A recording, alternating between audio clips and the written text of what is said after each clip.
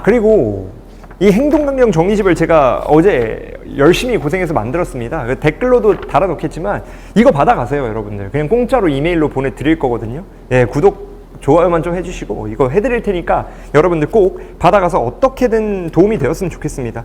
상황별로 행동 강령들을 정리해놓은 정리집이거든요. 그래서 여러분들이 이런 형태로 기출분석이 끝나 있으면 생소한 문제에도 당연히 이렇게 푸는 거 아닐까라는 확신을 가질 수 있다라는 걸 아실 수 있기 때문에 충분히 도움이 되실 테니까 6평 자료도 이전 영상 보면 드리고 있거든요. 예, 7월 모의고사 자료도 꼭 그렇게 받아가셨으면 좋겠습니다. 화이팅 하세요. 7월 모의고사에 대한 해설 강의를 시작해 보려고 합니다.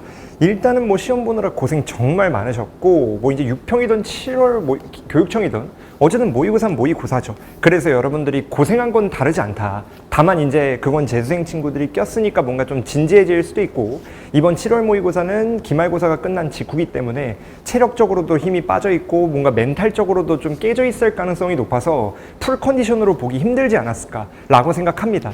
그래도 이게 독립적인 어떤 기말고사의 영향을 받지 않고 뭐 평가원인의 교육청인의 관계없이 그냥 독립적인 하나의 시험지 형태에서만 총평을 간단하게 먼저 해볼게요.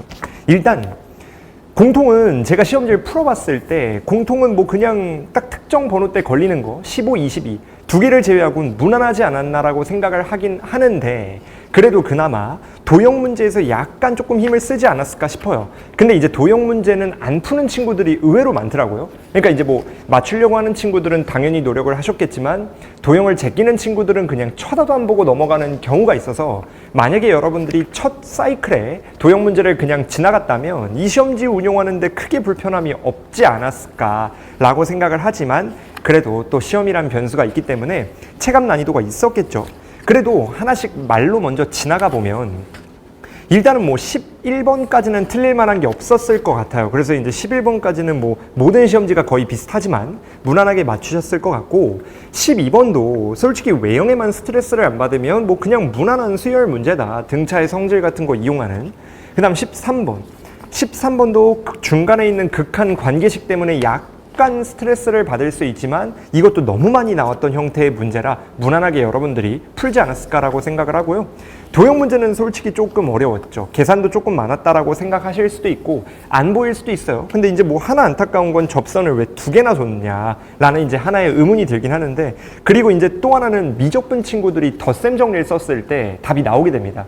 그래서 개인적으로 이 문제가 수능에 나올 가능성은 없지 않을까라고 생각을 하는데 뭐 모르는 거긴 하죠. 근데 이제 미적분 배운 친구들이 유리하게끔 출제를 하는 건 조금 넌센스이기 때문에 덧셈 정리를 썼을 때 오히려 더 빡빡하거나 혹은 불가능하게 출제를 하면 모르겠지만 이 문제는 덧셈 정리를 썼을 때 답이 그냥 튀어나와 버려서 조금 그 부분이 아쉽긴 하다. 근데 뭐 그거는 요즘 미적분 친구들이 너무 적기 때문에 뭐 그냥 하나의 뭐 선물이라고 생각하시면 될 것 같아요.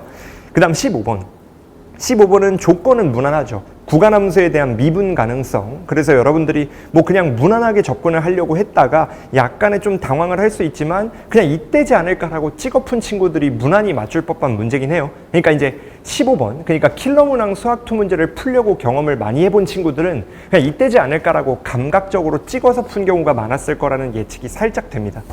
그 다음에 20번, 21번, 특히 21번도 마찬가지지만 조건이 화려해 보여요. 웬일로 이제 다항함수와 지수함수가 같이 나오는 컨셉으로 문제가 잡혀버렸는데 그 뭐 절대값 베껴내는 것도 그렇고 그래프 조금만 조작하면 지수함수나 로그함수의 교점의 개수는 점근선이 핵심이라는 건 이제 너무 많이들 아시는 내용이기 때문에 그거 이용해서 조금만 때려 맞춰봐도 딱 우리가 특수하게 생각하는 상황이 답으로 튀어나와서 20번에 손색이 없다. 뭐 그다지 어렵지 않다는 뜻이죠. 21번. 근데 21번은 솔직히 좀 그래요. 이게 뭔가 화려해 보일 뿐 우리가 문자가 몇 개인지 관계식이 몇 개 필요하다만 알면 나머지 그냥 뚝딱이거든요. 가나 조건이 화려해 보여서 그렇지 얘의 의미만 파악을 하면 너무 무의미한 조건이다 라는 건 여러분들이 알았을 것 같긴 한데 뭐 여튼간에 이것도 좀 이따 언급을 해보면서 들어보시겠지만 그냥 계산이 좀 깁니다. 근데 이제 계산 긴 거에 대해 스트레스를 좀 받아 하는 친구들이 많은 걸로 아는데 계산은 잘하셔야 돼요. 계산 실수로 틀린 거를 그냥 실수했다. 수능을 안 그러지 않을까라고 치부하다가 그거 안 고쳐지거든요. 그러니까 확실하게 계산은 보완하는 계기가 이번 여름방학에 있어야 된다라고 생각을 합니다. 그 다음 22번은 그냥 무난하던 점화식 문제죠. 근데 6평의 점화식이 안 나와서 나오긴 나왔죠. 12번으로. 근데 뭐 안 나온 거랑 다를 바가 없죠. 한참 킬러 문항으로 나올 때 그 어마어마한 계산량에 대한 건 안 나왔기 때문에 다시 그냥 교육청이 나왔다. 근데 뭐 교육청에 나왔다고 올해 수능에 나오느냐? 이건 아니긴 해요.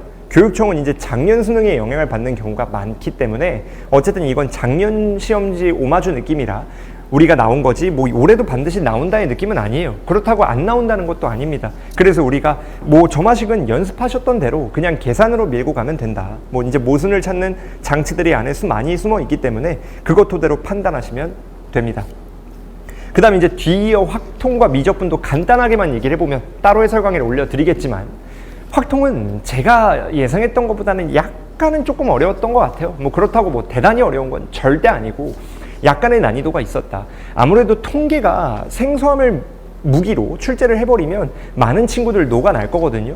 뭐 미적에서 확통론하는 친구들, 뭐 수학에 흥미가 있는 친구들은 조금 관심도가 높을 수 있지만 토종 확통 친구들이 있잖아요. 그 친구들은 아무래도 통계가 조금 생소하게 나오면 약간 숨이 막힐 수 있습니다. 뭐 듣도 보도 못한 느낌으로 나올까봐. 뭐 이번 시험지가 그랬다는 건 아닌데 어쨌든 여러분들이 확통 문제도 대비는 잘 하셔야 돼요. 어렵게 안 나오는 거지 못 나오는 게 아니니까 그건 꼭 마음에 어느 정도 미리 염두를 해 두셔야 됩니다. 그 다음 미적분은 뭐 말할 것도 없죠. 어려웠습니다. 계산도 많고 식도 지저분하고 문제도 조금 두껍고 다만 하나 강조하고 싶은 건 미적분 친구들은 29번 수열의 극한이 계속 등비급수로 나오고 있는데 제가 생각할 때 이건 계속 나올 것 같거든요. 미적분 친구들한테도 어느 정도 쉬어가는 장치는 줘야 되니까 이거는 무조건 맞춰야 됩니다. 제가 수업할 때도 미적분반한테 맨날 하는 얘기인데 수열의 극한은 맞추게 해주겠다. 28, 30을 봉안하는 걸로 방향을 잡자. 29는 무조건 맞춰야 된다. 그래서 두 개가 블랭크 난 상태로 어떻게 그걸 극복할 거냐로 컨셉으로 남은 한 120일가량을 힘을 쫙 줘야 됩니다. 29번은 절대 틀리시면 안 돼요.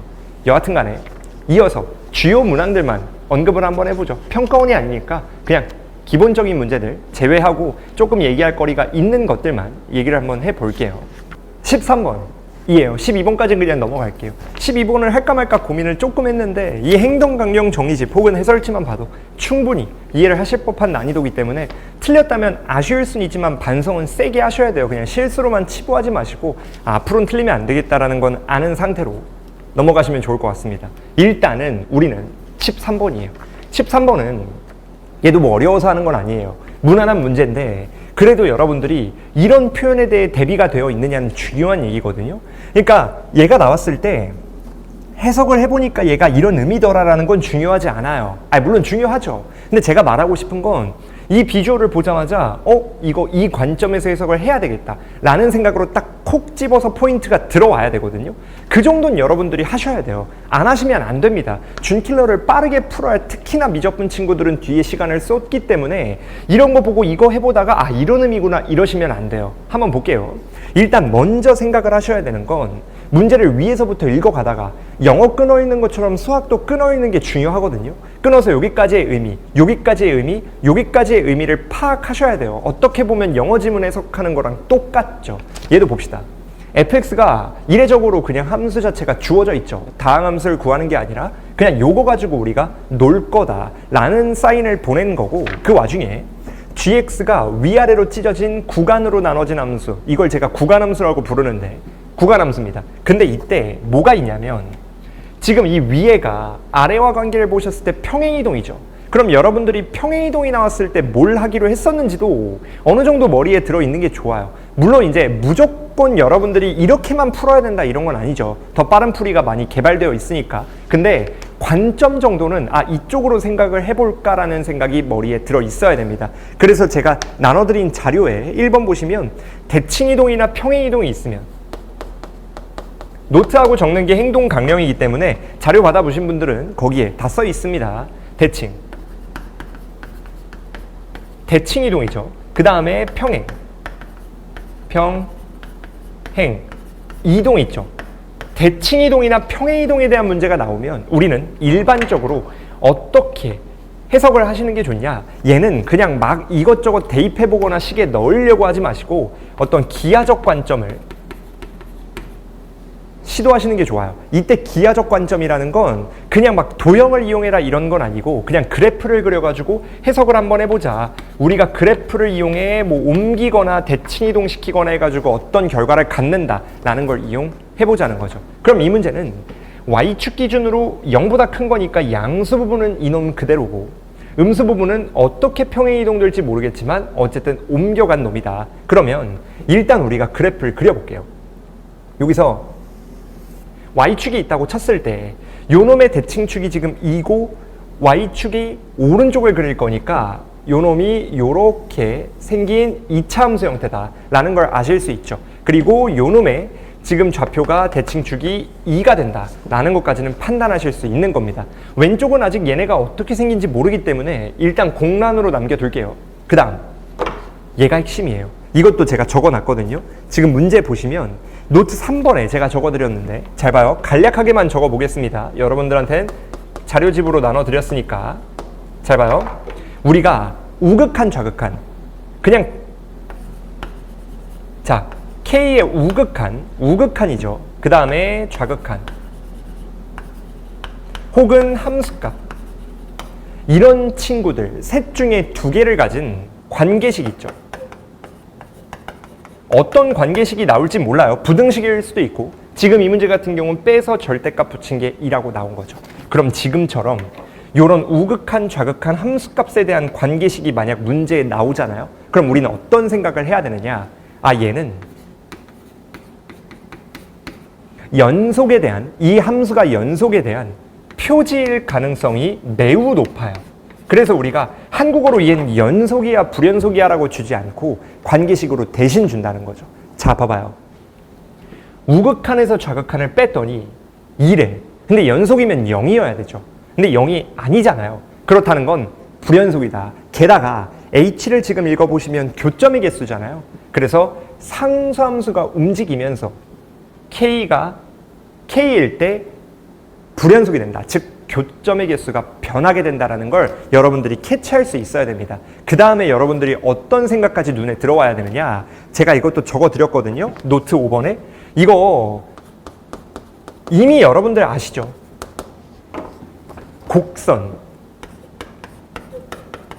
곡선과 직선의 위치 관계.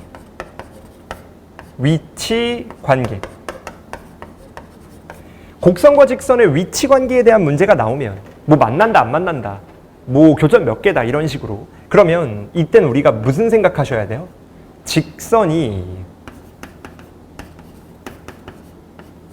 접선이거나 혹은 미적분까지 하시는 분들은 점근선 물론 수학 원도 마찬가지예요.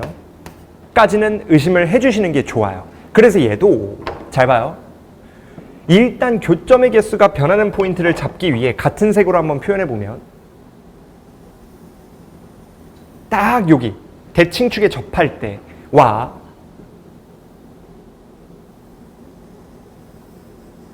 요 두 개가 눈에 보이죠. 얘는 접선은 아니지만 수학적으로는 어쨌든 교점의 개수가 변하는 포인트이기 때문에 의심을 해줘야 된다. 근데 잘 봐요.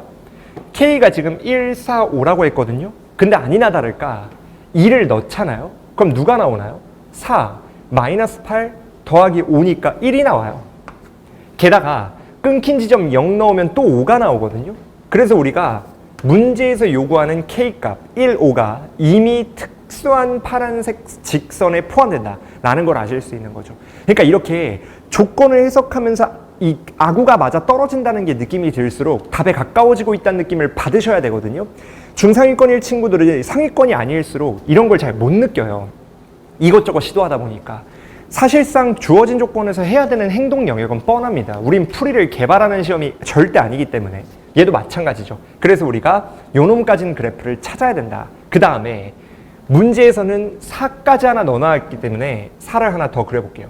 요렇게 요 포인트가 4라고 이렇게 직선 하나를 더 그려봅시다. 그러면 잘 봐봐요. 우리는 교점의 개수가 얘네를 경계로 바뀌어야 돼요. 그러면 이 오른쪽, 왼쪽은 아직 모르니까 오른쪽 경계로 한번 봅시다.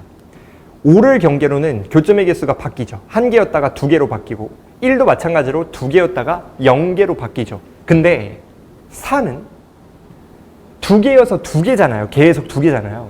그러니까 사에서는 오른쪽은 교점의 개수가 안 변하는데 왼쪽에서는 교점의 개수가 변해가지고 결과적으로는 교점의 개수가 불연속이 되는 거 아닐까라는 해석이 돼야 됩니다. 왜냐면 오른쪽이 안 변하는데 전체적으로 변한다는 건 왼쪽이 변할 수밖에 없잖아요. 근데 잘 봐요. 지금 문제에서 뭐라 그랬냐면 실수 전체 집합이 연속이잖아요. 그러면 요 포인트를 요 평행이동시킨 곡선도 무조건 지나야 돼요. 근데 4에서 갑자기 교점의 개수가 변한다?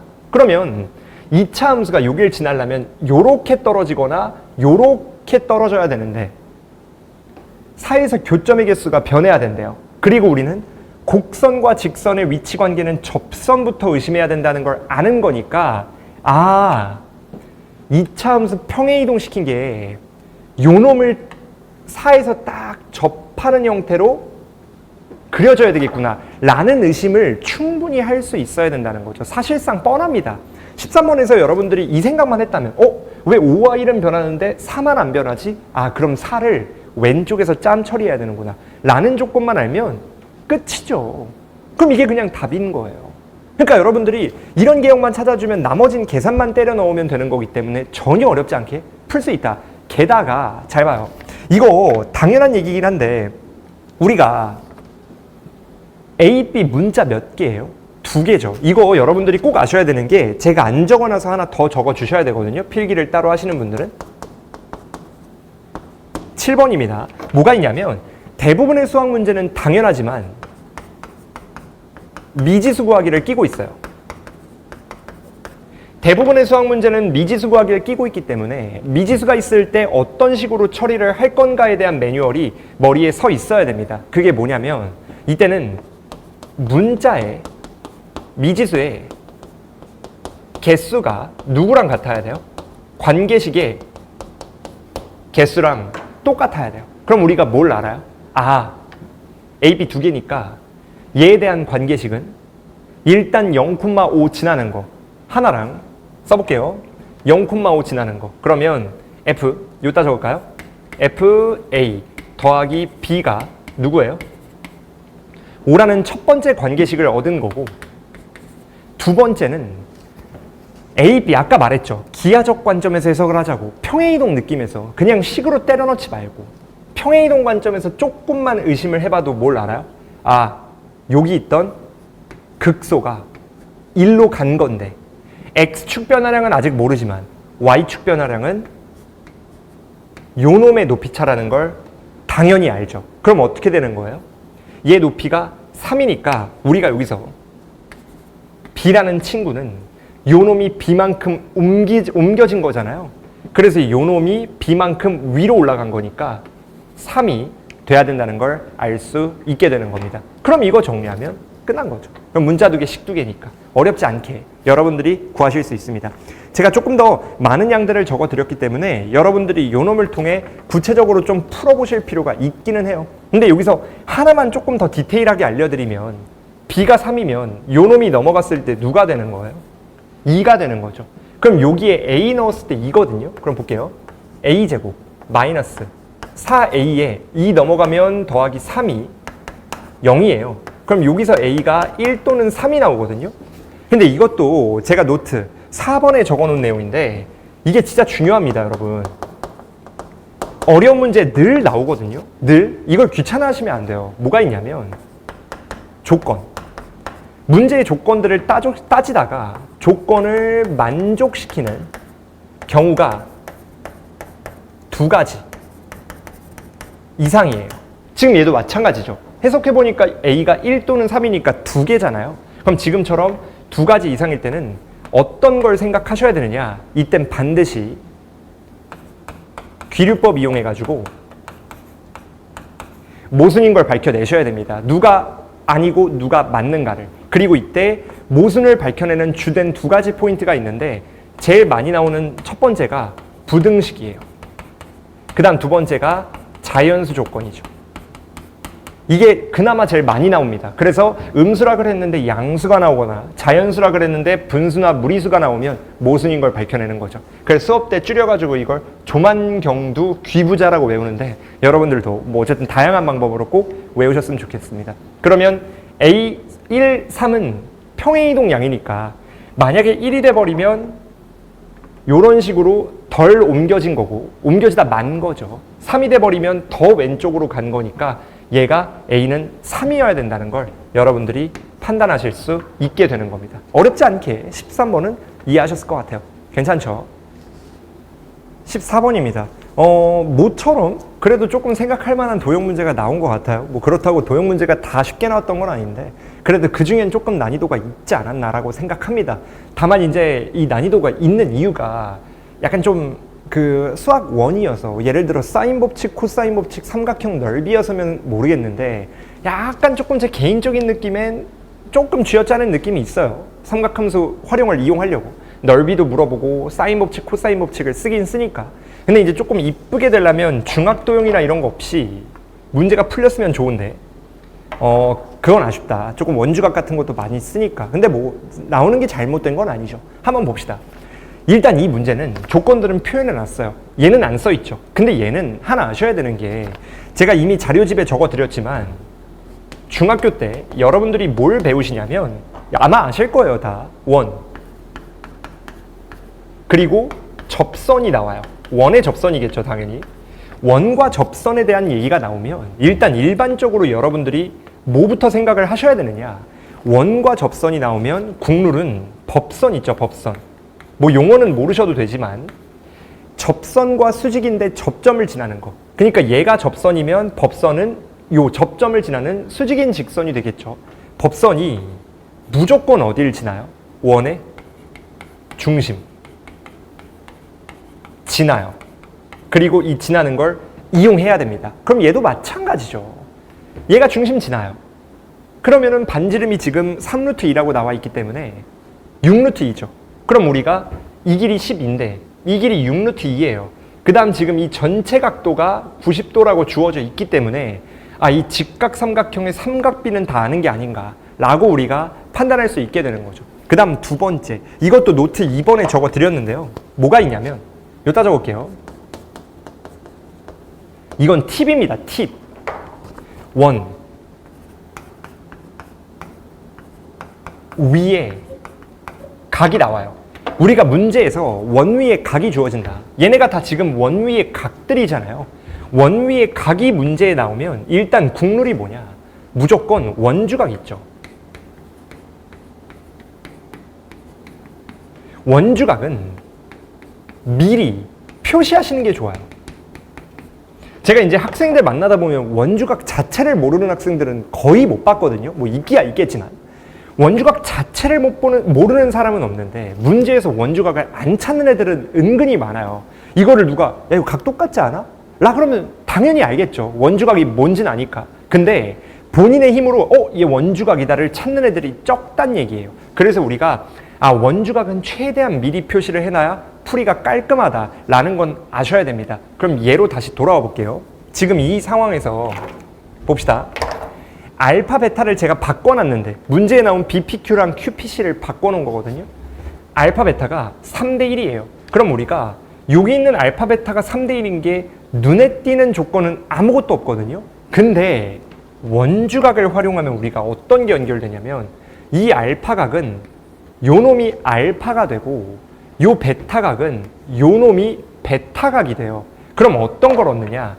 같은 삼각형에 올라오는 두 각이 되는 거죠. 그래서 우리가 이거 당연히 아셔야 됩니다, 여러분들. 제가 밑에 적어놨는데 노트 4번 여기다 적을까요? 뭐가 있냐면 사인 법칙.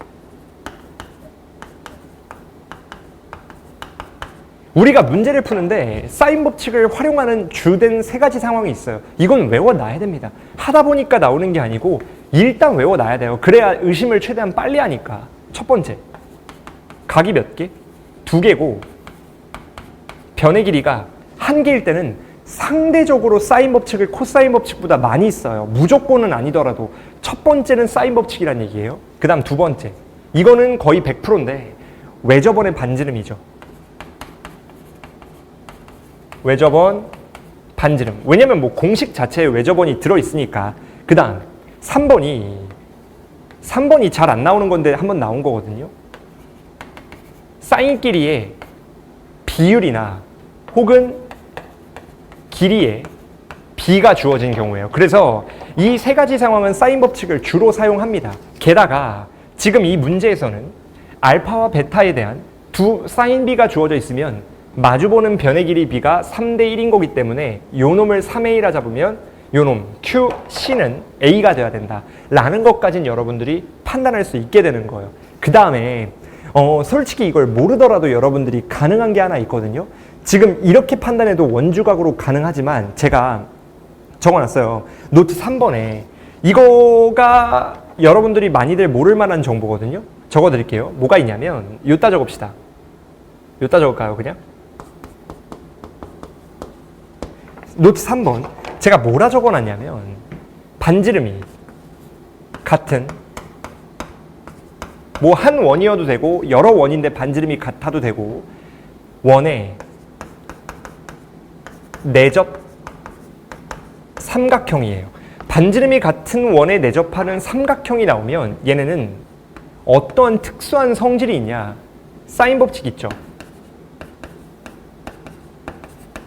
사인 법칙이 서로 다른 삼각형끼리 사용한 사인 법칙이 이어집니다. 그래서 얘네를 6덩어리로 확장시킬 수 있는 거죠. 그러면 잘 봐요. 지금 이 문제에서 B, P, Q와 Q, P, C는 같은 원에 내접하니까 반지름이 같죠. 그럼 우리가 사인 법칙이 서로 이어지기 때문에 사인 알파와 사인 베타의 비율이 당연히 마주보는 선분 길이 비율과 같을 수밖에 없다라고 다이렉트로 판단하셔도 됩니다. 그러니까 이런 게 잘 안 보이면 사인 법칙을 쓰셔야 되는 거고 이게 보이면은 여러분들이 뭐 이런 원주각 표시 없이 다이렉트로 뭐야 끝났네 이렇게 된다는 거죠. 그 다음 두 번째 자 봐야 돼요. 이거는 당연히 아시는 내용입니다. 잘 봐요. 이게 의심을 해야 이런 게 보이니까 얘가 지금 뭐예요? 아까 뭐라 그랬죠? 어이구 벗어나 버렸네. 이게 뭐예요 지금? 중심지라니까? 지름이죠. 그러면 원의 지름이니까 원의 지름을 포함하는 내접 삼각형은 무조건 직각삼각형이에요. 한 변으로 포함하는 삼각형은. 그래서 얘가 90도인 걸 알죠. 그러면 요 큰 놈과 작은 놈은 서로 닮은 관계이기 때문에 여기서 여러분들이 3A를 따내는 게 매우 쉬워집니다. 뭔 말인지 당연히 아시겠죠? 괜찮? 그러니까 당연히 여러분들이 12분의 뭐 이게 잘 이해가 안 되면 한번 볼게요. 알파 있죠, 알파. 탄젠트 알파가 누구예요? 탄젠트 알파는 6루트 2분의 12니까 루트 2분의 이어서 루트 2가 나오거든요. 이해되시나요? 요 놈분의 요 놈이니까. 그러면 탄젠트 알파가 루트 2라는 건 당연히 요 놈을 통해 사인 알파를 뜯어냈을 때 얘는 누가 되는 거예요? 루트 3분의 루트 2가 되겠죠. 뭐 이건 여러분들이 뭐 구하실 수 있을 거니까 그냥 넘어갈게요. 암산으로. 그러면 사인 알파가 루트 3분의 2니까 우리가 어떤 관계식을 얻느냐? 6루트 2에다가 사인 알파를 곱하면 3a가 나와야 되죠. 그래서 3a는 6 루트 2에다가 곱하기 루트 3분의 2가 나온다는 걸 아실 수 있어야 됩니다. 그럼 여기서 a가 바로 잡혀버리죠. 그러면 어차피 우리가 활용해야 되는 도형인 요놈이잖아요. 분필 날아갔는데 어쨌든 요놈이잖아요. 그럼 우리가 뭘 알아야 되느냐?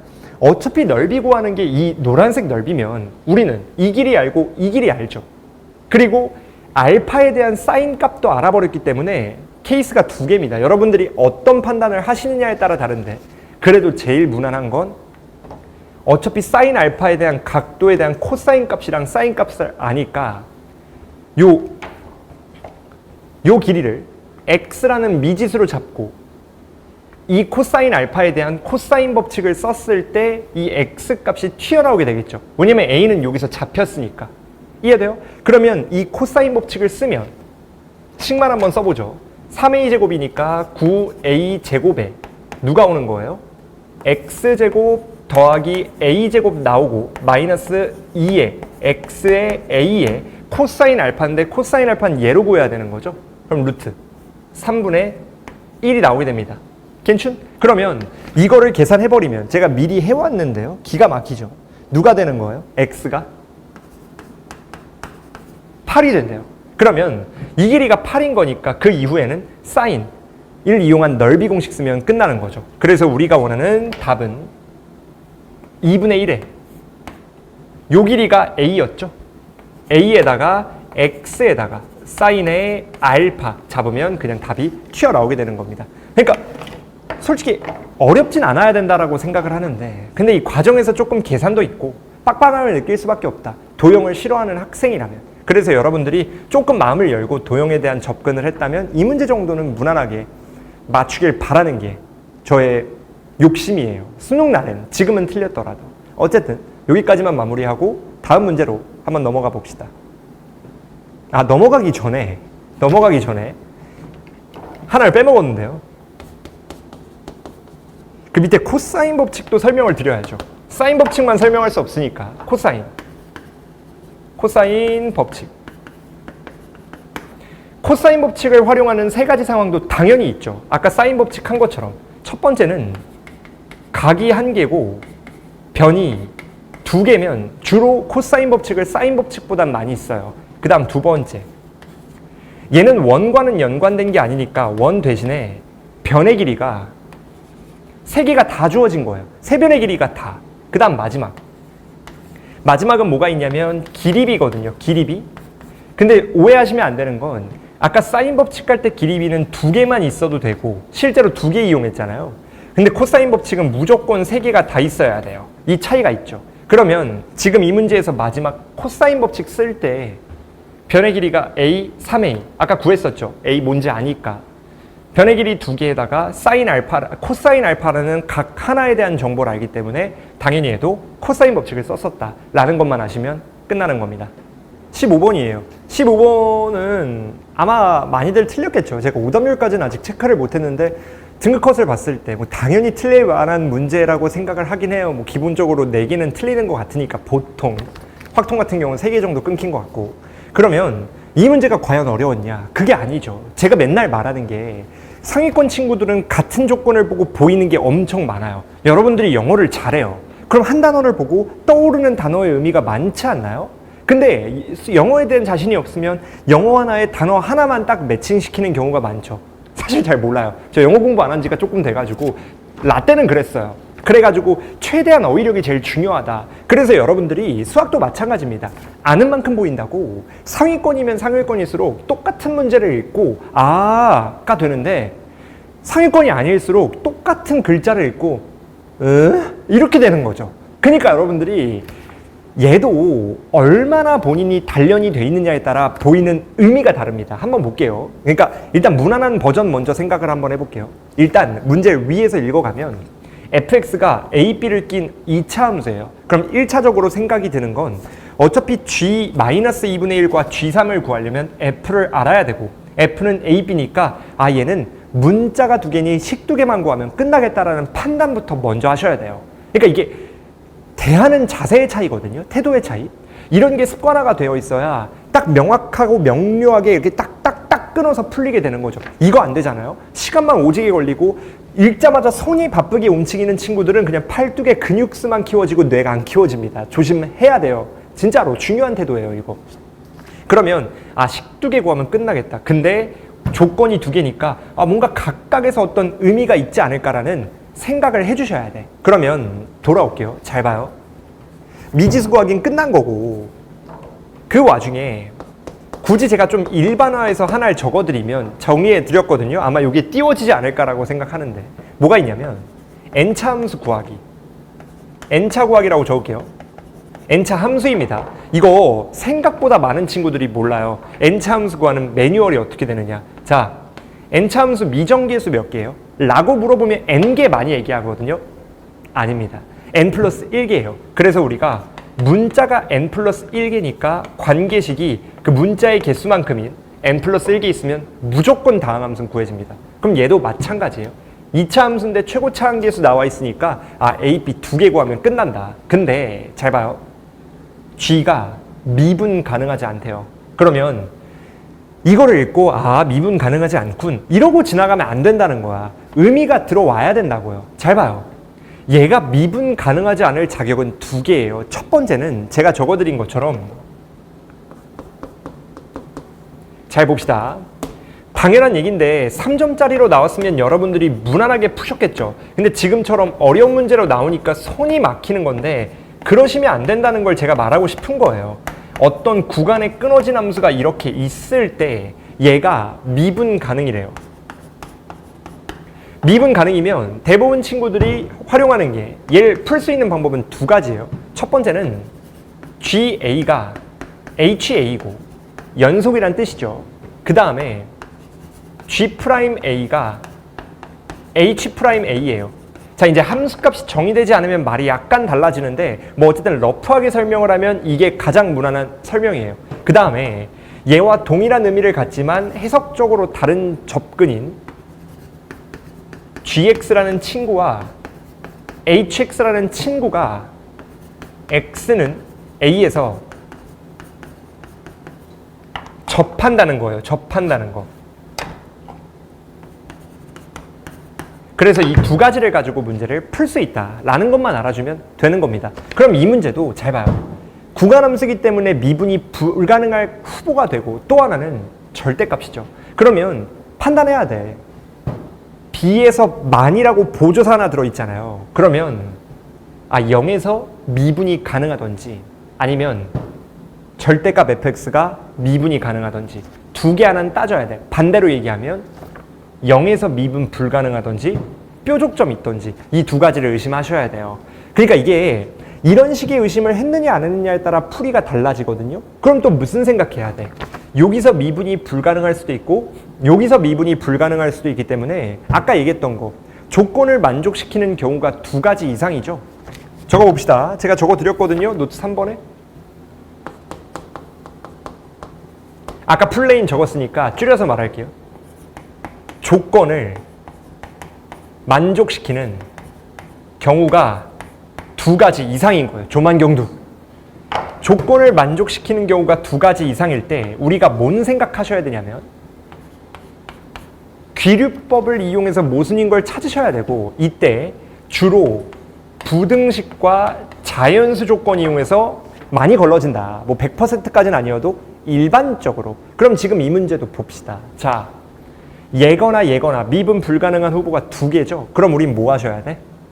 귀류법 써야 돼요. 모순 찾아야 된다고. 근데 귀류법에서 부등식 또는 자연수 조건이 1번 모순을 걸러내는 여과장치라고 했잖아요. 근데 지금 문제에 지금 나 조건의 음의 실근이라는 이 부등식이죠. 그래서 얘가 혹시 모순? 밝혀낼 줄 알아야 돼요. 의심이 중요한 거니까. 그럼 하나씩 가봅시다. 미분 가능하지 않은 게 계속 얘기하는 것처럼 0에서 미분 가능하지 않거나 절대값 함수 입장에서 미분 가능하지 않아야 되는 건데 봅시다. 만약에 여기잖아요. 근데 지금 B에서 만이라 그랬기 때문에 여기에서 미분 불가능하면 B가 0이어야 돼요. 그래서 첫 번째 우리가 가능한 상황은 B가 0이다. 그럼 어떻게 되는 거야? B가 0이면 얘가 0 되는 거죠. 입이랑 같은 거니까. 지금 가조건의 B와 fx의 B는 같은 거잖아요. 그럼 어떻게 되는 거예요? 얘가 0이면 얘도 x축과 두 번 만나게 되죠. 당연한 얘기죠. 0에서 한 번, 마이너스 a에서 한 번. 물론 a의 부호는 모르는 거지만. 그럼 생각해 봅시다. 어떻게 되는 거냐? 지금 좀 약간 약하게 작게 그래프를 그려보면 y축이에요. 요놈 y축 하나 그려봅시다. 여기서 얘는 만약에 이렇게 되는 거야. 그러니까 마이너스 a가 음수란 얘기죠. 그럼 우리가 어떤 결론을 얻느냐? 지금 요 곡선이 절대값 fx에 들어오면 뒤집어져야 되죠. 맞죠? 근데 우리가 얘도 또 미분 불가능한 점이기 때문에 얘에서 만 미분 불가능한 거에 모순이 되죠. 이해되나요? 그 다음 두 번째. 만약에 그래프가 요렇게 되잖아요. 요렇게. 그렇다는 건 요 친구가 얘는 의미가 없죠. 왜냐면은 어차피 여기선 실근이 없기 때문에 미분 불가능한 점이 없잖아요. 근데 뭐가 있냐면 음실근. 귀부자에서 부가 뭐였죠? 부등식이죠. 얘도 부등식이에요. 음수 0보다 작은 거니까. 그럼 잘 봐요. 절대값 f 빼기 x제곱. 지금 x제곱이란 개형이 이렇게 되어 있는 거 아니에요? 맞죠? 이런 판단이 여러분들한테는 좀 안 이쁠 수 있지만 x제곱과 이 x제곱의 최고차 함계수가 같기 때문에 얘네들은 평행이동 관계예요. 여러분들이 아마 고1 때 배우셨을 겁니다. 완전 제곱식만 바꿔도 대칭축과 꼭지점만 바뀌는 거기 때문에 그러면 얘가 얘로 옮겨가요. 그러니까 꼭지점이 1로 옮겨가요. 그럼 얘네들은 교점이 절대 있을 리가 없죠. 왜냐면 요 개형과 요 개형은 동일해야 되니까. 조금 직관적으로 말하면 얘가 더 빨리 커지기 때문에 천천히 커지는 친구와 절대 만날 수 없게 되는 겁니다. 그러면 실근이 있다는 거에 모순이 되죠. 그래서 얘나 둘 다 나가리가 되는 거예요. 그럼 결론이 뭐예요? 요 놈이 미분 불가능한 B를 끼고 있구나. 어떤 의미? 자, 봅시다. 우리가 원하는 건 애초에 다시 그래프 작게 그려보면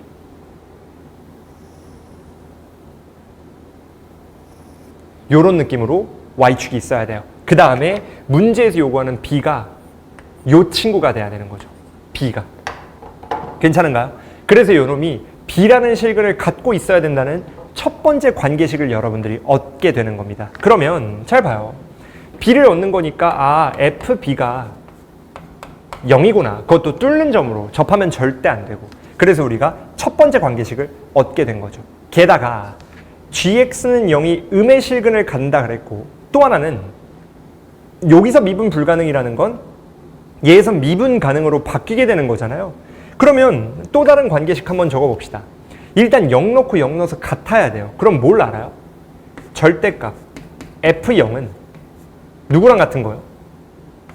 F0의 제곱과 같은 거죠. 이해돼요?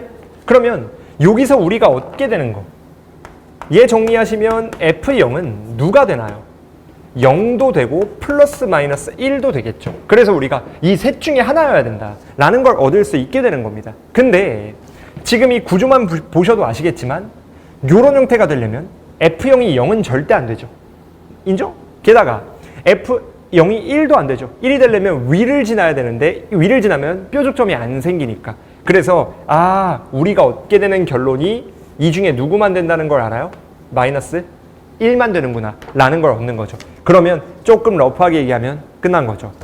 식 하나, 식 둘이 되는 거니까. 인정? 그럼 답이 나온 거예요. 그럼 우리가 어떻게 되는 거예요?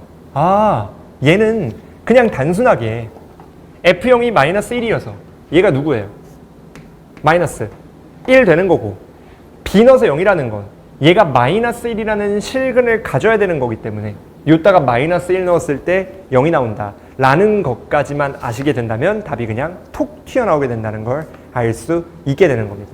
뭐 어렵지 않죠. 사실상 무난한 문제인데 이게 생각보다 누구나 풀어내야 된다라고 하기엔 좀 어려울 수는 있죠. 왜냐면 식의 외형 자체가 조금 복잡하게 생겼고 여러분들이 15번 자체에 쫄아서 도망가는 게 있기 때문에 어쨌든 여러분들이 틀릴만 하지만 적어도 오답할 때 아니면 공부할 때는 요 정도까지는 자력으로 뚫어내 봐야 된다.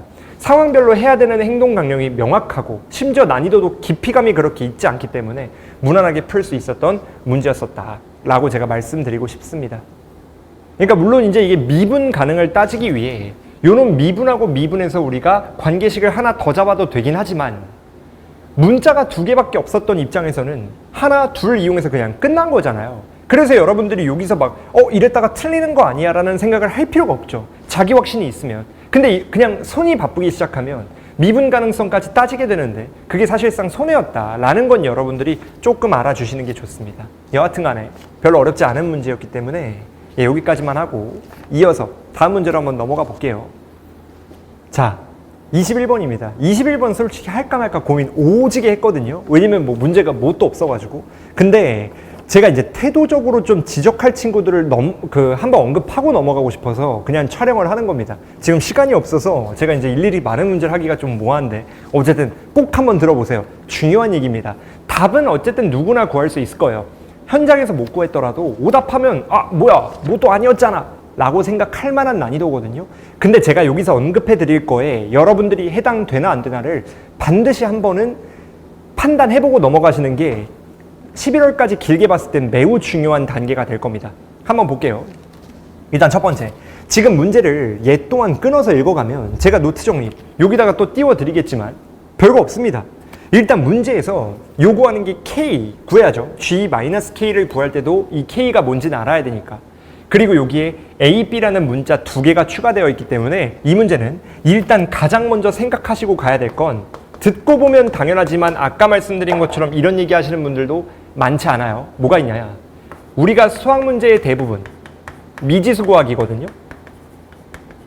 미지수를 구해야 되는 문제를 만났을 때 일반적으로 여러분들이 무슨 생각부터 하고 지나가셔야 되냐면, 미지수 구하는 문제는 문자의 개수가 뭐와 같아야 돼요? 관계식과 같다라는 판단이 일단 들어가야 돼요. 그래서 일단 문자가 A, B, K니까 관계식 3개 구하면 끝나겠구나. 근데 하나, 둘은 대놓고 주어져 있기 때문에 두 개는 짬 처리가 끝났고, 나머지 하나를 어디에서 찾을까라는 생각만 하면 끝나는 거거든요. 그러니까 어려울 게 하나도 없죠. 계산이 귀찮다? 다 거짓말이에요. 계산해봤자 2, 3분밖에 안 걸립니다. 뭐 대단한 문제가 아니니까. 이 문제는 한번 볼게요. 일단 1차적으로 잘 봐요. 그림은 아마 대부분들 그리셨을 거예요. 이 친구의 그래프 자체는 K가 양수니까 좀 그려보면,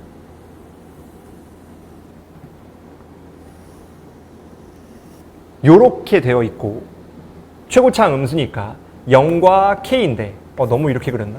이때 여기 어디에선가 접선이 있어요. 인정? 그리고 이 지점이 A죠. 맞죠? 그 다음에 문제를 읽어보면 X절편이 B예요. 인정? 그리고 요놈의 수선의 발을 떨군 게 A입니다. 인정? 그러면 뭐가 보여야 되느냐? 지금 이 문제에서 잘 봐요. 이 접선이 GX거든요. 제가 아까 여기에 띄워드렸지만 노트 4번 보시면 그냥 읽을게요. 시간이 없어서. 정적분하는 함수가 나타내는 도형이, 즉 GX가 기본 도형이잖아요. 얘처럼 삼각형, 사각형이어도 되고. 그러면 우리는 정적분을 하는 것보다 넓이 공식이 편해요.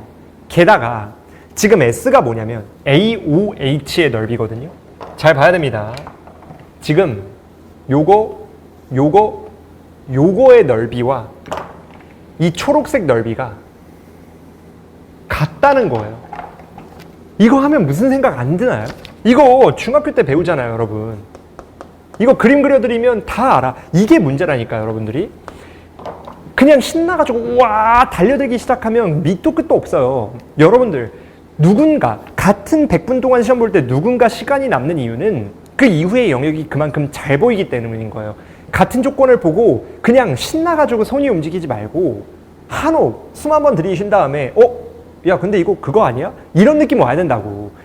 태도의 문제예요. 이건 능력치의 차이가 아니에요. 연습하셔야 돼. 맨날 남의 말만 듣고 맞네 의미 없어요. 본인의 머리로 돼야 돼요, 이게. 왜냐면 시험은 혼자 보니까 옆에서 누가 팅커벨처럼 말해주지 않잖아요. 그럼 잘 봐요. 얘 봐봐. 우리가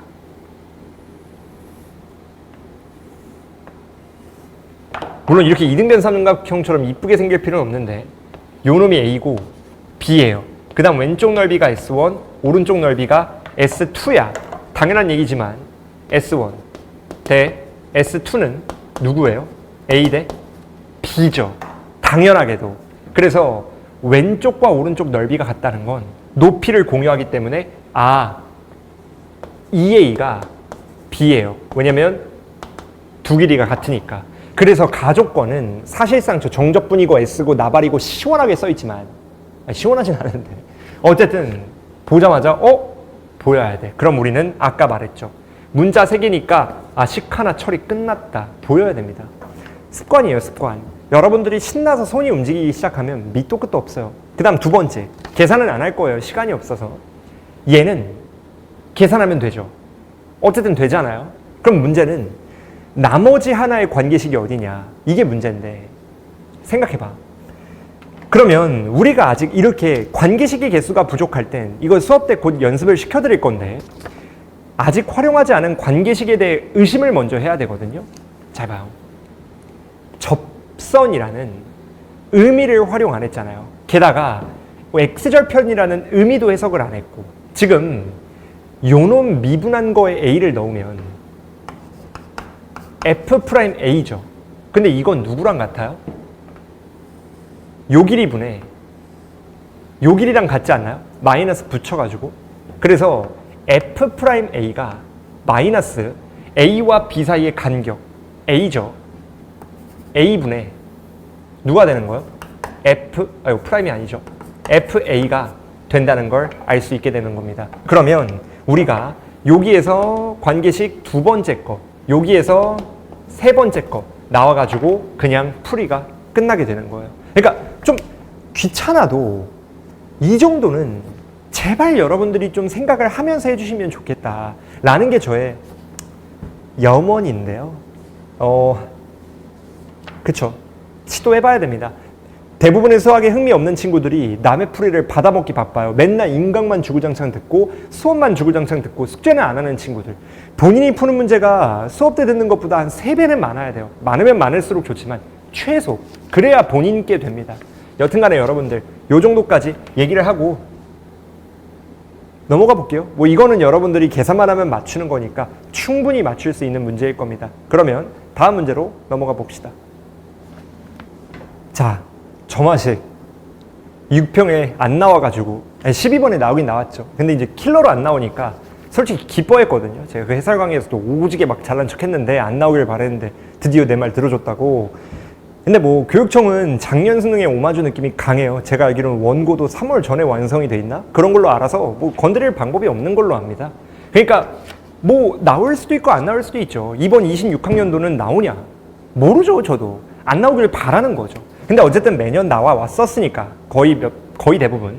그래서 우리가 대비는 무조건 하셔야 돼요. 그래서 얘도 마찬가지입니다. 근데 이제 점화식 문제의 하나의 포인트는 맞출 수 있어요. 이해하는 것도 전혀 어렵지 않아요. 근데 문제가 뭐야? 일단 22번이라는 그 투투가 주는 감성. 뭔가 당연히 못 풀지 않을까? 이런 약간 무언의 압박. 그리고 두 번째, 시간이 없죠. 이 계산이 아무래도 수용도라는 컨셉이 한 번 잘못되면 뒤에는 대참사 나거든요.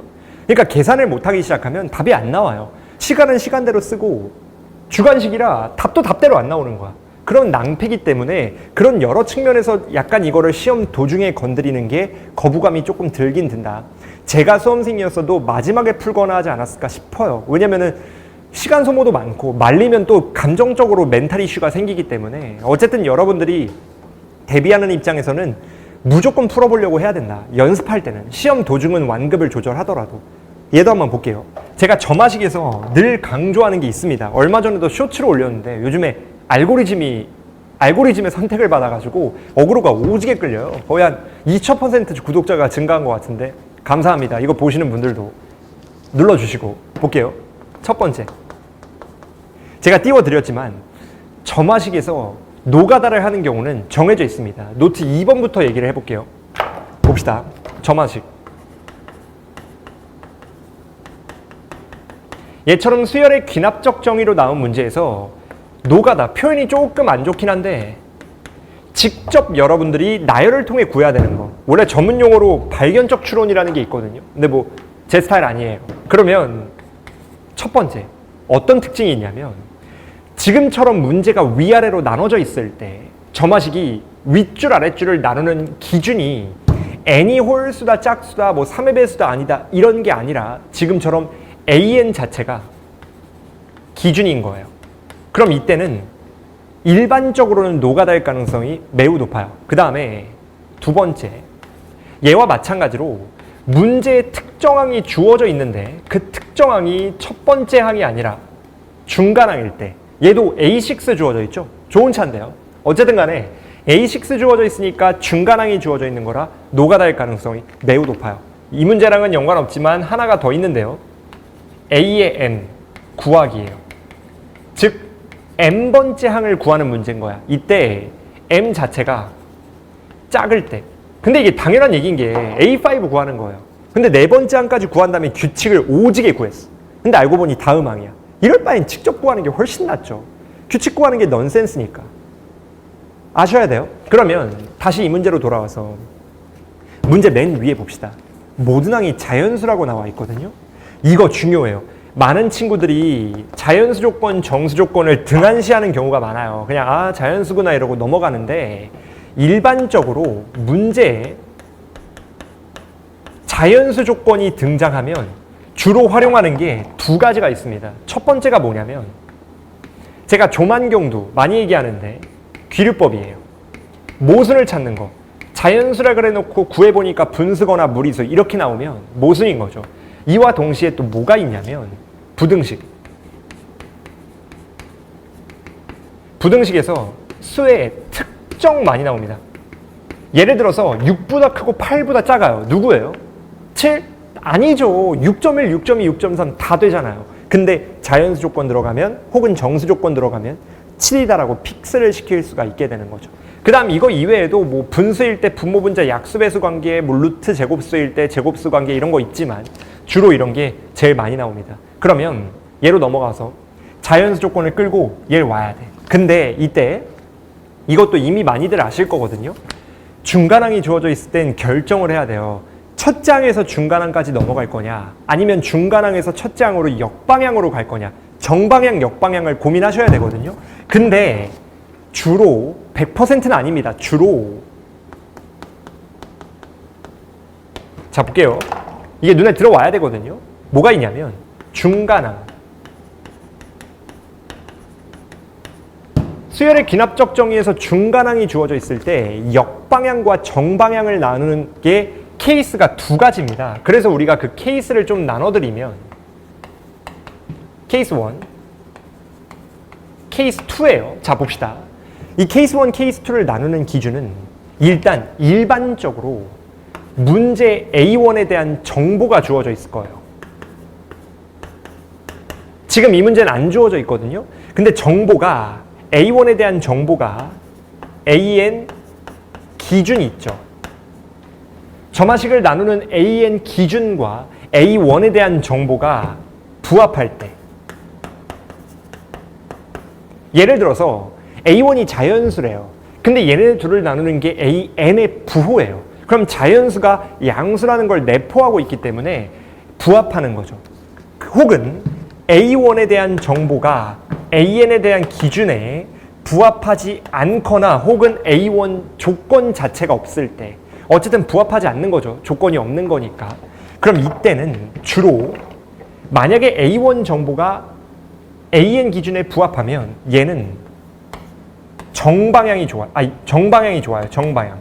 그러니까 A1부터 중간항까지 도달하는 거죠. 같은 방향으로 일정한 방향. 근데 만약에 부합하지 않잖아요. 그럼 우리가 뭐가 있냐면 역방향을 잡는 게 좋아요. 수영도 이용해서 중간항부터 A1까지 도달하는 거죠. 근데 얘 봅시다. A1에 대한 정보가 자연수 조건 말고는 아무것도 없죠. 근데 자연수는 홀수도 되고 짝수도 되기 때문에 한쪽에 부합하는 게 아니라서 어쩔 수 없이 우리가 케이스 2, 역방향을 이용해야 된다. 그러면 A6를 통해 윗줄 또는 아랫줄로 오지게 나아가면 됩니다. 그러면 자 봐봐요. 그냥 해석을 위해 한 단계만 한번 써봅시다. A6은 둘 중 하나예요. A5 더하기 A4 용지로 더해지거나 혹은 2분의 1에 A4 용지가 되는 거죠. 근데 위에가 되려면 A4가 홀수여야 되고 아래가 되려면 A4가 짝수여야 돼요. 그럼 봅시다. 잘 봐요. 여기서 힌트 아닌 힌트가 나오거든요. 이게 짝수죠. 근데 윗줄 되려면 A4가 홀수예요. 그럼 A5 뭐예요? 이거 확통하는 친구들은 잘하거든요. 너무 많이 나와가지고. 잘 봐요. 당연한 얘기일 수 있어요. 아는 분들한테는. 근데 모르는 분들한테는 이것도 조건이 되죠. 여기 띄워드렸죠. 아까 몇 번에 제가 적어놨냐면 노트 3번. 여기다 적을까요? 뭐가 있냐? 합이. 확통에 많이 나오죠. 합이 홀수거나 짝수라는 말이 나오면 일반적으로 여러분들이 어떻게 푸셔야 되느냐? 잘 봐요. 당연한 얘기입니다. 자음만 적을게요. 홀수가 홀수 번 더해지잖아요. 더해짐. 홀수가 홀수번 더해짐 혹은 짝수번 더해짐. 그러면 잘 봐요. 홀수가 홀수번 더해지면 무조건 홀수예요. 그 다음에 홀수가 짝수번 더해지면 무조건 짝수입니다. 그럼 잘 봐요. 얘 짝수예요. 6이니까. 얘 6이죠. 근데 얘가 지금 홀수래요. 오드. 그러면 홀수가 짝수번 더해져야 짝수가 나오기 때문에 얘 또한 홀수라는 걸 해석할 수 있게 되는 거죠. 이해됨? 얘 같은 경우는 뭐 홀수고 나발이고 간에 그냥 대놓고 12죠. 왜냐면은 2분의 1 해서 6 나와야 되니까. 근데 12는 짝수에 맞아 떨어지기 때문에 조건이 얘도 되고 얘도 아직까진 된다라는 걸 알 수 있습니다. 그러면 뭐 어떻게 하면 돼요? 자연수잖아요. 자연수 홀수 2개 더해서 6이 나오는 조합. 뭐뭐 있어요? 한번 해봅시다. A5 이렇게 적을게요. A4 A2 3이죠. A2 A1 이렇게 할까요? 잘 봐요. 자, 홀수 2개 더해야 돼. 6 나오는 홀수 2개. 그럼 뭐가 있어요? 5, 1 있죠. 만만한 거. 그 다음 뭐가 있어요? 1, 5가 있죠. 그 다음에 3, 3이 있습니다. 찾을 수 있죠. 뭐 이건 대단한 게 아니에요. 그러면 잘 봐. 나 조건이 문제인데 A2와 A5 사이에 짝수가 딱 한 개래요. 그러면 얘네까진 짝수가 없죠. 뭘 알아야 돼? 얘 또는 얘에서 짝수가 한 번 나와야 돼요. 그럼 생각해봐요. 잘 봐야 됩니다. 당연한 얘기예요. A5예요. A4죠. 그럼 만약에 얘네가 A5가 또 윗줄을 따라가면 얘는 홀수여야 되거든요. 그래서 얘가 5고 얘가 1이면 더해 1과 5인데 얘 4 돼야 되죠. 근데 4면 홀수에 위배되잖아요. 그래서 얘는 절대 윗줄에서 못 와요. 그럼 우리가 뭐를 얻냐? 무조건 얘는 아랫줄에서 와야 되니까 얘와 얘 2분의 1 관계니 얘는 누가 와야 된다는 거 알아요? 10이라는 걸 알게 되는 거죠. 그럼 마찬가지로 요놈을 따질 때 얘는 요놈과 요놈의 합이거나 혹은 뭐거나 요놈의 2분의 1배가 얘거나 둘 중 하나거든요. 그럼 생각해 봅시다. 얘와 합은 돼요, 안 돼요? 절대 안 되죠. 이미 10인데 1 되려면 마이너스 9여야 되고 자연수 조건. 기류법으로 또 못은 되잖아요. 그래서 우리가 이때는 요놈의 2배인 2여야 된다. 근데 이렇게 되면 뭐가 문제예요? 짝수가 2개 나와버리기 때문에 이 경우는 그냥 모순, 화살표 2개 부딪히는 기호입니다. 모순이 나온다는 걸 알게 되는 거죠. 그 다음 두 번째, 1과 5예요. 얘도 마찬가지로 판단하시면 됩니다. 얘가 1이고 얘가 5면 윗줄로 더해질 수 없죠. 얘가 이미 더 크니까. 그럼 어떻게 돼? 얘의 2배. 2여야 된다. 그 다음에 얘가 요놈과 요놈의 합이 들어가 버리면 얘는 누가 돼야 돼요? 3이 될 수 있죠. 이해되시나요? 그러면 요놈이 3이 되는 것까지는 의심을 해보셔야 된다는 거지. 괜춘? 그래서 얘가 3 되는 것까지는 괜찮다. 만약에 요놈의 2배, 10이 돼버려요. 그러면은 2와 10 둘 다 짝수가 되기 때문에 짝수가 하나라는 조건에서는 또 모순이 나오는 거죠. 그래서 우리가 여기까지는 괜찮다라는 걸 알게 되는 거죠. 그 다음 얘도 마찬가지입니다. 요놈 만약에 얘네를 더해져서 얘가 되려면 0 돼야 되는데 자연수 조건 때문에 안 되죠. 그럼 요놈의 2배 6이 와야 되고 마찬가지로 얘와 얘 더해져서 3이 나올 수는 없는 거니까 얘가 또 자연수면 위배되니까 그러면 요놈의 2배 즉 또 6이 나와야 돼요. 근데 이렇게 되면 아까와 마찬가지로 짝수가 2개가 나와버리기 때문에 얘도 모순이다. 그러면 하나 구해봅시다. A1 하나 구했네요. 2, 3. 그럼 얘도 요놈 더해서 얘는 못 나오죠. 그럼 마이너스 1이어야 되는데 또 자연수 조건이 있으니까 그래서 요놈의 2배 4가 우리가 원하는 첫 번째 A1이다 라는 걸 아실 수 있는 거죠. 그 다음 뭐가 있어요? 12에서 또 오지게 뻗어나가면 끝나는 거죠. 괜춘? 그러니까 생각보다 어렵지 않아요. 자 봅시다. 잘 봐야 돼요. 두 번째 줄 이번엔 초록색으로 할게요. 맨 처음이 6이었고 A6가 얘는 지금 10이래. 인정? 그러면 마찬가지죠. 얘에서 얘로 넘어왔어요. 이해되시죠? 그러면 여기서 생각할 만한 건 뭐가 있냐? 어차피 여기에서 잠깐만 이게 아니죠. A4가 10이죠. 큰일 날 뻔했습니다. 예, 큰일 날 뻔했는데요. 얘가 10이죠. 얘가 12. 그럼 잘 봅시다. 얘와 얘가 더해져서 얘가 되는 건 말이 안 되죠. 이해됨? 왜냐면은 얘가 자연수여야 되는데 이미 10이니까. 그럼 우리가 얘 또한 아랫줄을 통해 나온 값이니까 결국 얘는 아직 모르는 거고, 그 다음에 얘네가 문제인 거죠. 얘네가. 봐봐요. 우리가 뭘 알아야 되냐면 이미 요놈이 짝수로 알박기가 들어오면 홀수여야 되고 홀수여야 되고 홀수여야 되거든요. 왜냐면은 얘와 얘까지 중에는 짝수가 딱 한 개니까. 그러면 홀수끼리의 합이 12가 되려면, 왜냐면 홀수끼리의 합이 지금 12가 된다는 거니까, 그럼 우리가 여기 오는 친구들이 누군 걸 알아요? 11, 1, 11, 1, 9, 3, 7, 4 맞아요? 5죠. 5. 약간 좀 떨렸는데 어쨌든 그렇게 11부터 1까지 떨어지고, 얘 또한 11부터 1까지 떨어지고, 얘는 반대로 1부터 11까지 올라가는 형태로 모든 홀수가 다 된다는 생각을 할 수 있는 거죠. 이해됨? 왜냐면 어차피 요놈 고르는 거는 우리가 아직은 따지지 않았기 때문에 2개 더해서 12가 되는 홀수끼리의 합조합은 얘네가 끝이다 라는 거를 알 수 있는 거죠. 게다가 어차피 얘가 홀수면 얘네 둘 더해서 1로 와야 되거든요. 근데 짝수와 홀수 더하면 어차피 홀수예요. 그러니까 조건에 위배되는 게 단 하나도 없는 거죠. 그럼 생각해 봅시다. 여기까지는 모순이 아무것도 없거든요. 근데 우리는 A1 구하시는 거잖아요. 제가 이 문제 풀 때 이건 줄 알고 1부터 11까지 구했다가 틀렸어요. 얘네가 A1인 줄 알고. 이렇게 틀리면 안 돼요. 정화식이 이게 문제라니까요. 기껏해도 계산 틀리면 나가리기 때문에 여러분들 조심하셔야 돼. 제가 본보기가 되어드린 거죠. 여튼 좀 부끄러운 얘기였고. 자, 봐요. 그러면 1부터 11까지야. 근데 얘는 잘 봐요. 11이에요. 근데 얘가 1이에요. 그럼 얘는 뭐여야 돼요? 얘는 홀수고 얘도 홀수예요. 그럼 얘는 짝수가 돼야 되죠. 이해됨? 무슨 말인지 알죠? 왜냐면 얘네가 홀수고 홀수면 아까 말했잖아. 홀수가 홀수번 더해지면 홀수고 짝수번 더해지면 짝수인데, 얘가 홀수번, 여기에 홀수번 나와야 돼요. 근데 이미 얘가 홀수니까 얘는 짝수일 수밖에 없는 거죠.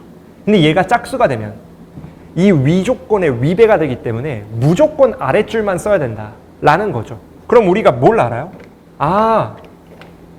요 놈의 2배가 오는구나. 그래서 11 곱하기 2, 22부터 1 곱하기 2까지 더해진 모든 홀수의 2배들의 합이 답이 되는 거죠. 그러면 자, 답을 한번 써봅시다. 최종적인 답은 시그마 1부터 6까지 2배의 2n 빼기 1, 홀수들의 2배 더한 거고, 더하기 위에서 구한 4 구하시면 끝입니다. 솔직히 이해를 못한 학생들은 없겠죠. 왜냐면 뭐 더하기 빼기 홀짝 이런 조건만 따졌으니까. 근데 이게 혼자 문제 풀 때 관점에서는 또 다른 얘기가 된다. 왜냐면은 시간도 실수도 다양한 변수가 있기 때문에 누구나 당연히 맞출 법한 문제는 아니긴 해요. 낱개로 풀 때 이해할 땐 누구나 이해하겠죠. 그래서 뭐 이거 뭐 당연히 아시죠, 여러분들. 뭐 굳이 적을 필요 없지만 제가 적어는 드렸거든요. 뭐 이 정도는 당연히 내신하실 때도 많이 하는 내용이라 여러분들 시그마 1부터 n까지 2k 빼기 1 홀수들 n개 더하면 이 결과물 무조건 뭐예요? n제곱이죠. 그래서 우리가 얻게 되는 게 이 바깥으로 빼면 2 곱하기 6개니까 6의 제곱 36 더하기 4 잡으면 72에 4 더하니까 76쯤 나오겠네요. 그러니까 뭐 어렵지 않게 풀 수 있던 문제였다라는 거죠. 제가 20번을 안 해서 20번을 언급만 살짝 하고 지나갈 건데 20번은 제가 노트 정리해드렸거든요. 아마 여기에 띄워져 있을 거예요. 그러면 20번은 로그함수든 지수함수든 교점의 개수에 대한 문제가 나오면 일단 점근선부터 따져야 돼요. 점근선 위아래로 막 옮겨가면서 이 점근선이 갖는 의미가 뭔지 이런 것들을 활용하셔야 되거든요. 그래서 그 점근선을 이용해 여러분들이 어떻게든 유의미한 결과를 뜯어내야 된다. 그러면 이제 점근선 자체가 위아래로 움직이면서 교점이 더 이상 생길 수 있고 없고가 정해지잖아요. 그래서 그런 것들을 통해 여기까지는 점근선이 있을 수 있고 여기서부터는 점근선이 없어야 된다는 판단만 하시면 어렵지 않죠. 근데 이렇게 다항함수 특히 절대값이 엮여서 뭔가 연속 감성과 같이 나오는 게 개인적으로는 제 스타일은 아닌데 뭐 어쨌든 이거는 자기들 마음이니까 제가 맞다 틀리다 할 수는 없고 어쨌든 여러분들이 외형에는 안 쫄아야 된다는 거는 정확한 얘기예요. 절대 쫄면 안 됩니다. 진짜 중요해요. 쫄지만 않아도 반은 가니까. 어쨌든 고생하셨습니다. 여튼 여기까지가 공통 해설 강인데요. 공통은 솔직히 뭐 길게는 해드렸지만 어려울 만한 게 많지 않았다. 이제 뭐 사후적으로 얘기하는 거죠. 왜냐면 풀 때는 여러 가지 변수가 있고 도형도 조금 껄끄러웠고 15번, 22번 충분히 틀릴 수 있는데 왜냐면 20번도 뭔가 비주얼은 좀 공포긴 하고 제가 또 20번은 안 다뤘거든요. 그러니까 여러분들이 뭐 무난히 풀 수 있는 문제들이기 때문에 약간 조건을 해석하는 태도를 연습하셔야 된다. 그 해석만 하면 훨씬 더 수월하게 풀 수 있거든요. 모든 문제들을. 그러니까 대부분의 친구들이 능력치의 문제보단 태도의 문제를 갖는 경우가 많아요. 그래서 정규 수업 쫓아오는 친구들은 태도 정립을 앞으로는 빡세게 다음 커리 면에서 해드릴 거기 때문에 여러분들이 꼭 그 행동 강령들, 절차들 잘 따라오면 지금보다 훨씬 수월하게 많은 걸 읽어낼 수 있을 거다. 라는 건 약속을 드릴 수 있고 만약에 혼자 공부하시는 분들도 그런 거에 어려움을 겪고 계시다면 한번 참여를 해보세요. 온라인 강의도 있고 대면 현장 강의도 있으니까 여러분들이 어떤 루트를 통하더라도 최대한 개인 과외처럼 마크를 해서 과제도 드리고 관리를 해드릴 거거든요. 그러니까 어떻게든 여러분들이 지금보다 나아지기 위해 어쨌든 모의고사를 본 이후에 약간의 방향 조정을 하긴 하셔야 돼요. 성적이 많이 올랐으면 상관이 없지만 침체기거나 아니면 좀 자기 확신이 없다면 어느 정도는 좀 보완을 하셔야 된다라는 걸 끝으로 일단 공통 해설 강의를 마무리해 보겠습니다. 고생 많으셨어요.